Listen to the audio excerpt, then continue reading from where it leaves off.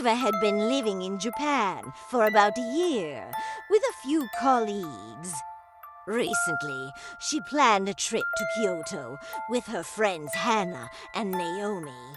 They lived in Fukuoka, which is in the southwestern part of Japan. To get to Kyoto, they had to either fly or take a train. Since flights were likely cancelled due to a typhoon, they decided to travel by train. They took a local train from Hakata to the Shinosaka station, then transferred to a bullet train heading to Kyoto.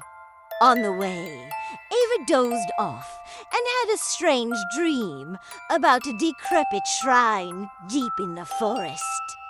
The shrine had signs warning people to stay away, written in old, faded Japanese script.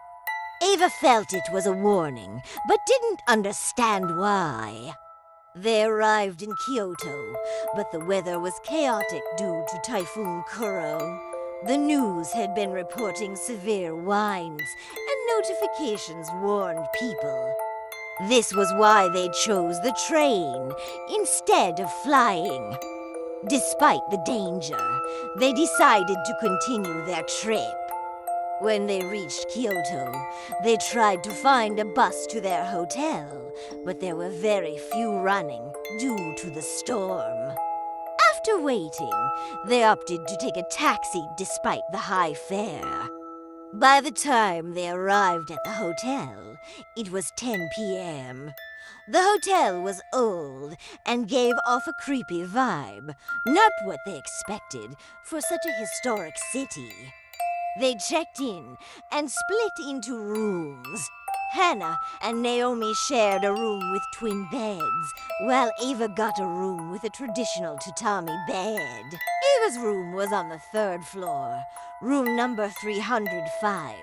As she walked to her room, she passed through a dark, empty corridor.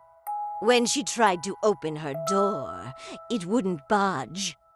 After several attempts, she called Hana and Naomi for help. Strangely, the door opened easily for them. Inside, the room smelled musty and felt damp.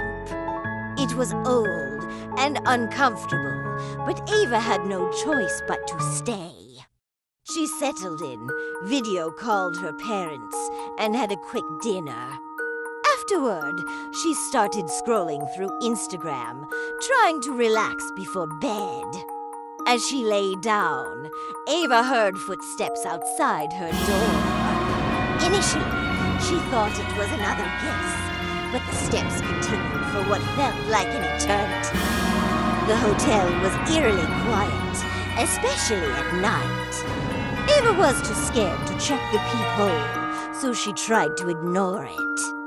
The footsteps eventually stopped, and Ava began to relax.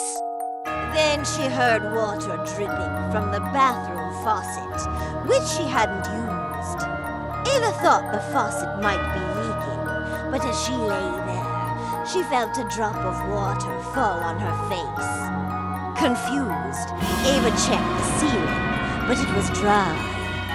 Ava tried to sleep, but the footsteps returned, followed by more water drops on her face. Frightened, she pulled the covers over her head. Curiosity got the better of her, and she peeked through the covers. Ava saw a dark, misty figure in her room. As she watched, a long strand of hair, and then a hand emerged from the shadows. Paralyzed with fear, Ava saw the figure full of materials. A woman with sallow skin, glowing eyes, and a mouth twisted in a silent scream.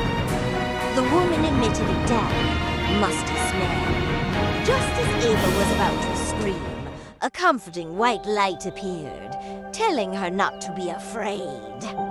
The light enveloped Ava, and she drifted into a deep sleep.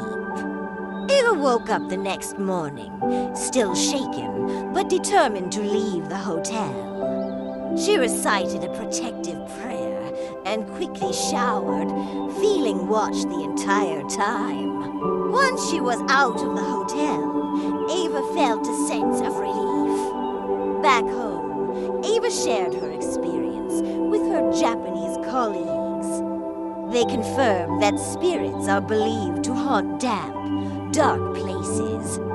This experience taught Ava to respect local legends and always stay cautious while traveling.